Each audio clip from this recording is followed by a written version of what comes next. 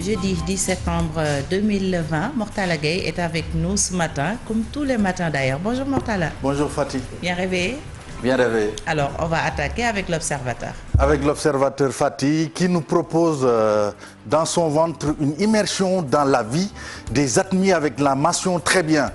Maire bachelier du Sénégal, l'Obs nous raconte ses réussites bâties sur des drames sociaux. Les inondations qui occupent encore le haut de l'affiche. L'Obs barre sa une avec cette gestion des inondations. Macky Sall. L'Obs nous dit que c'est un président sous pression. L'opération de com du palais en question, le chef de l'État face au risque de représailles électorales. Les inondations toujours avec ce programme décennal de gestion des inondations dans le quotidien.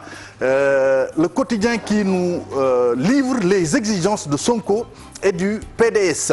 Le leader de PASTEF nous dit: seuls 48 milliards ont été exécutés sur les 767. Le PDS réclame un audit des programmes de lutte. Les inondations toujours avec Walf Quotidien, financement de la lutte contre les inondations. Sonko accuse Macky de détournement. Le leader de PASTEF qui dit: seuls 48 des 765 milliards ont été mobilisés et exécutés. Le PDS exige pour sa part une fouille des différents projets et programmes. Les inondations toujours avec les Échos qui donnent la parole à Ousmane Sonko, le leader de PASTEF. Le journal titre: Ousmane Sonko démonte et démolit Macky Sall. Le leader de PASTEF qui dit: ce qui s'est passé avec Macky Sall est une farce d'État. À partir de 2024, Macky ne sera plus président et il va rendre compte sous sa gouvernance. Tout projet, tout marché public, c'est pour bouffer de l'argent. C'est Sonko qui parle. Vox Pop également qui revient sur Sonko, mais cette fois-ci pour parler de la troisième candidature de Macky Sall en 2024.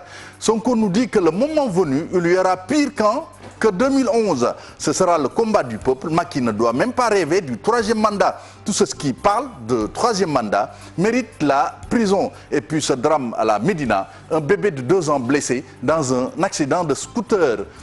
Tribune également qui parle de la détresse des populations qui patauchent dans les eaux.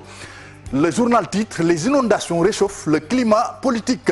Sonko dénonce l'incompétence du pouvoir. Le PIT accuse l'opposition de verser dans la récupération politique. Le PDS dans les eaux ce jeudi. Macky s'organise pour sa part. Et puis Pape Mao Diouf qui est le directeur général de l'ASPT qui parle dans l'oreille un peu de Tribune pour dire que depuis 2012, nous corrigeons un problème historique d'assainissement et d'aménagement du territoire. L'AS qui s'intéresse, qui également parle de la gestion des inondations pour nous dire que l'opposition noie le pouvoir. Le journal s'intéresse également au Magal de Touva et Covid-19.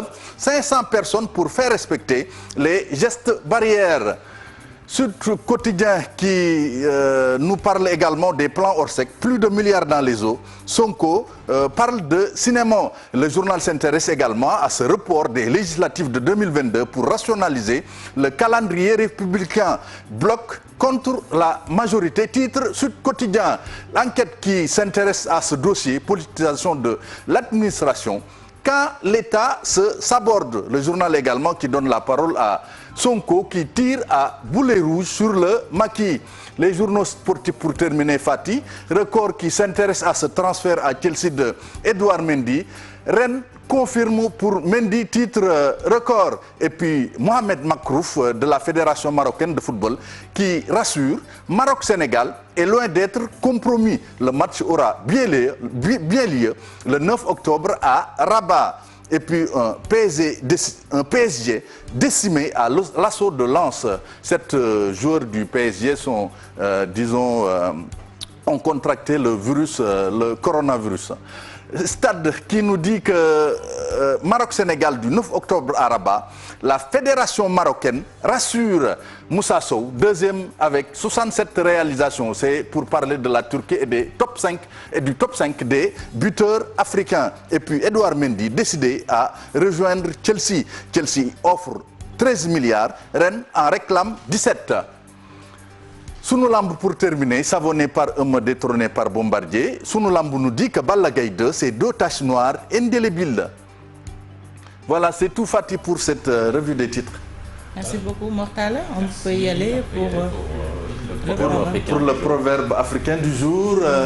Seul un idiot mesure la profondeur de l'eau avec ses 2 pieds. Ah, notre penseur est bien là ce matin. Notre penseur est là, Modou Fall. Une idée? Seul un idiot mesure la profondeur. Vraiment, vraiment. Laisse Fatkine tranquille.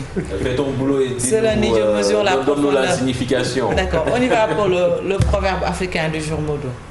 C'est quand même risqué de mesurer la profondeur de l'eau avec ses deux pieds quand même. C'est trop risqué. On peut se noyer. On peut se noyer. On peut toujours se noyer.